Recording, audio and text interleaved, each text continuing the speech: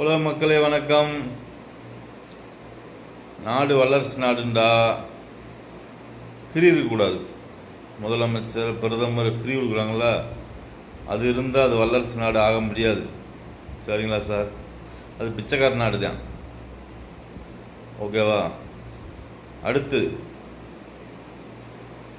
நம்ம பொருள் வாங்குறோம்ல, அரிசி, பவுட்ரு, சோப்பு, இந்த மாதிரி பொருள் எத்தனையோ பொருள் வாங்குகிறோம். மிக்சி வாங்குகிறோம், கிரைண்டர் வாங்குகிறோம், டிவி வாங்குகிறோம். இதில் பிரி இருக்கக்கூடாது.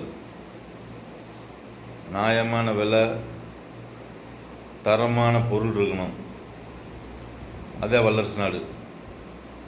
பிரிவு கொடுத்தா அது பிச்சைக்கார நாடு தான். உலக மக்களே, இந்த வீடியோவை கொஞ்சம் கேளுங்க. இந்த தகுதியில் இருக்கணும், அப்போ தான் அது வல்லரசு நாடு. ஓகேவா?